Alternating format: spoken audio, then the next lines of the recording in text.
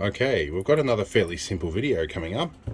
There's a power outage happening in my street soon, and one of my neighbours relies on a Ventolin atomizer during the cold weather. And with a power outage, they're not going to be able to run that, or at least they're worried that the internal battery won't last long enough. So I found a spare 12-volt lead acid battery and a cigarette lighter plug. And I think there's some fuses around somewhere. I'm going to wire this up as a quick little short-term power supply to get them through the power outage. So let's get started. Now, first order of duty, these batteries, this is a second battery. I've got several of these on the shelf, have been sitting for years. I put them both on charge last night, and then I've let them sit for a couple of hours. So let's see what sort of voltage we're looking at. This one's at 10 point something volts. That's not very healthy. This one is about 13.1, so that's the healthy one. So we're going to put a big X on that one and mark it as faulty. And we've marked a big X on that. We're putting tested and an OK on the top of this one, and the date. 1st of the 8th, 22 is when I'm doing this. It's getting along in the year already. Time has flown. Alright, some tools spontaneously appeared on my desk, along with some supplies.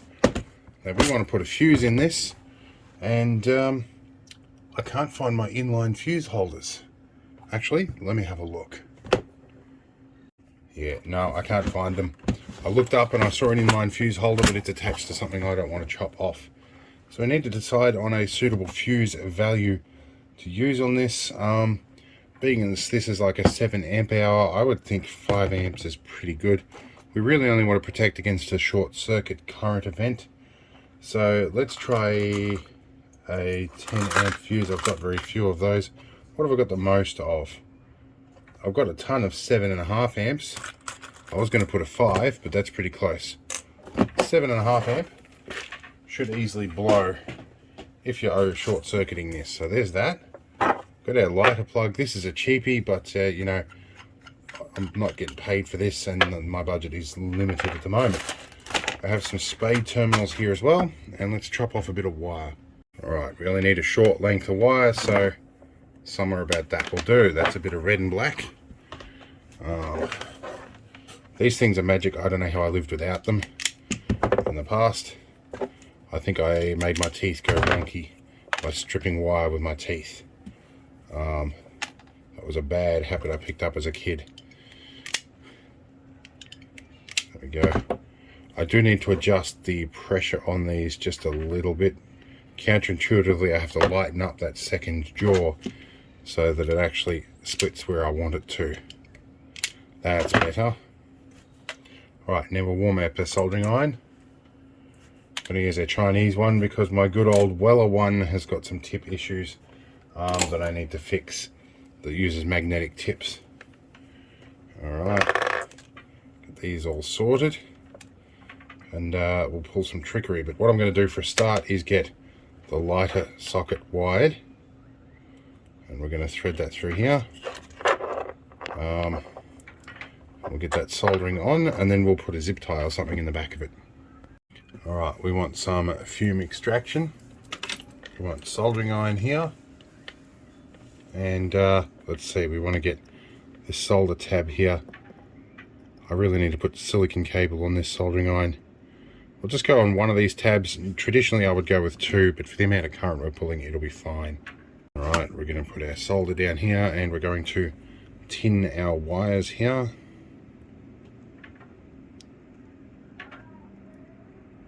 Oh, here the local school has got some stuff on the PA speaker. You may or may not hear that in the background. I don't know.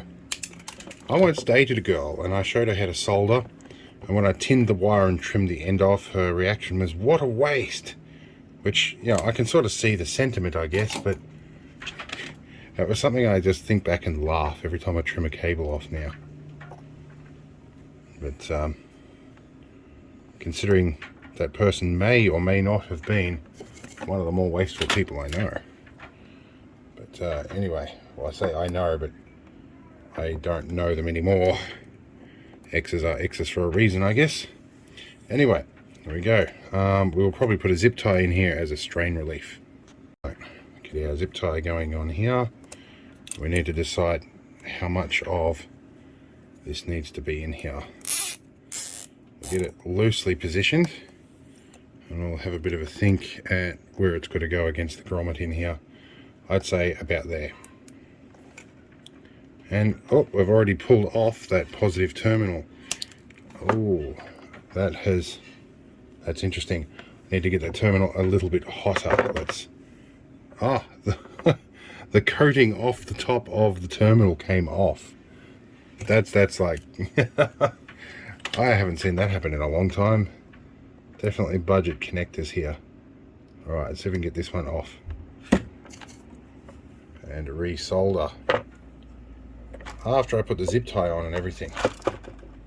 All right, can you see past my fingers, guys? Oh, everything is going wrong. Okay, now we might be able to see the reattachment process. That was just my side cutters landing on my, or my strippers landing on my toes. That hurt.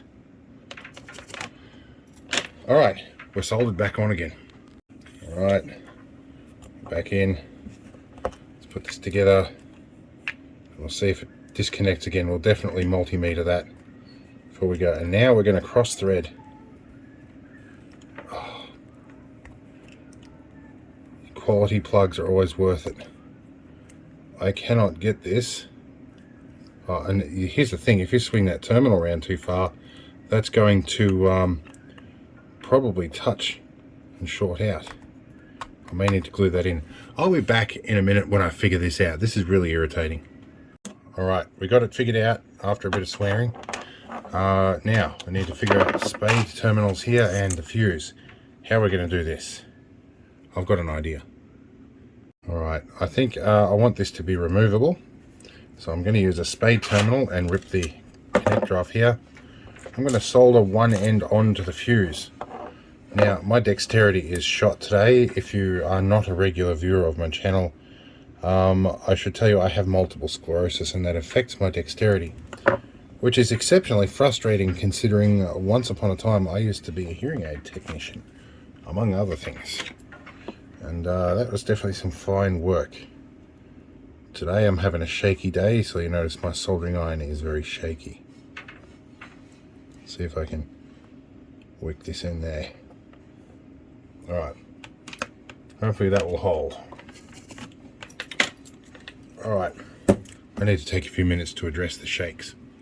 Alright, I spent a few minutes to address the shakes and not very successfully so.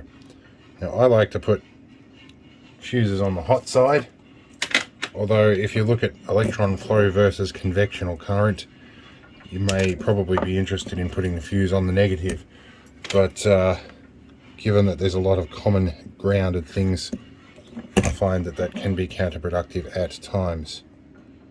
Alright, so there's our fuse, and you'll see why I'm doing this in a minute.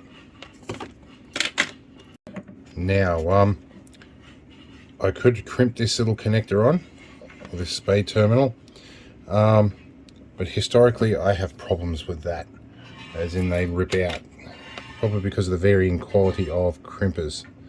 And I do have a decent set with me, but I've already got a hot iron right next to me, so we're going to solder it in. And flush cutters are very good for getting in here and trimming out that bit. So let's hook this up to the battery. Okay, here's our battery here, and we are going to go some contact cleaner, if I've got some. I do. Oh, glad I bought a new tin today, because this is nearly empty. There we go. Alright, now our positive wire needs to go here with our fuse. I kind of got the fuse the wrong way around on that job, but it doesn't matter. Yeah, definitely going to need to strip a bit more cable out of this. So we are going to slide our flush cutters up the end here a little bit and work our way down, and then pull.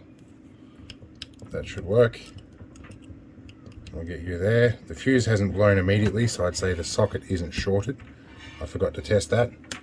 And yeah, that's pretty much it. we'll test it, and then I might whack a bit of tape over the top of that to protect it from short circuits. Let's see if we've got 12 volts out of here. Alright, I need to stick this down. Can you see what we're doing? Yes. There's our meter here. We're looking at ground. Let's go ground to positive here. 13 volts. Can I get to the center pin in that? I think I can. I have 13.1 volts. That's a good job. Alright, that should work. My neighbours will be able to run their asthma atomizer or Ventolin inhaler, whatever you want to call it. Goes by a lot of names. Will be good. I'll pick the bits of copper wire out of my blue tack. And we're done. On to the next video.